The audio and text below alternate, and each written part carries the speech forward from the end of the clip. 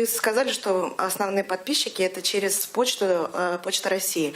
Но у нас, мы живем в 21 веке, у нас есть теперь возможность подписываться и через онлайн-режим. Есть несколько каталогов, через которые можно подписываться на издание. Это и Почта России, и Выпиши.ру, есть менее деловая пресса, там есть еще несколько. Если для подписчиков Татарстана все условия созданы, но, к сожалению, татары, проживающие за пределами Татарстана, оторваны от этой возможности подписаться на национальную периодику через эти каталоги.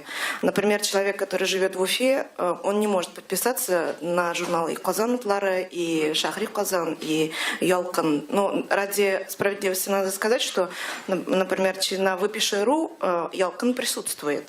Но человек, который живет в Уфе, это может сделать, а человек, который живет в Чебоксарах или в Кирове, это сделать не может.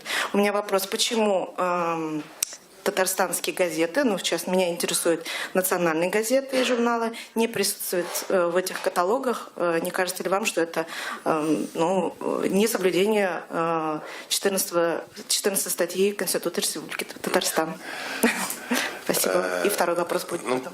По поводу каталогов здесь, может быть, подробнее нам расскажете, не расскажете? Владимир Владимирович. Да, Владимир Владимирович расскажет, который занимается. Коллеги, добрый день. В Почте России, как раз руководитель отдела.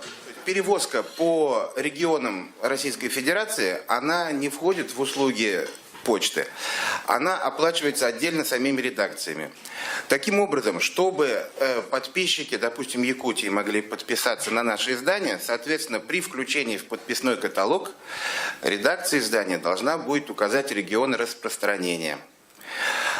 Если будет указаны регионы распространения Российской Федерации в целом, то на территории всей Российской Федерации будет приниматься подписка на наше издание. И, соответственно, будет производиться отправка в соответствующий регион, и любой подписчик получит это издание.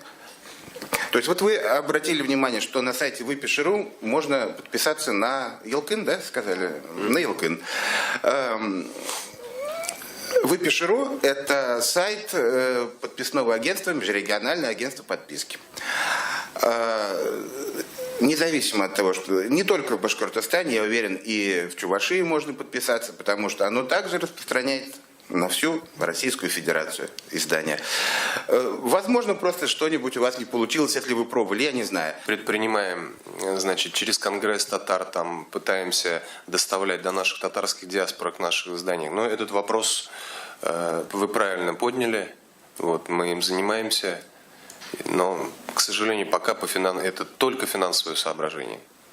Редакции нет возможности доставлять. В каких суммах идет речь, например? Все частные газеты, которые в Татарстане выходят, они присутствуют в каждом каталоге почти, популярных каталогах. Ну, давайте по суммам. Вот сейчас мы с Альфией Набиевной вопрос ваш записали.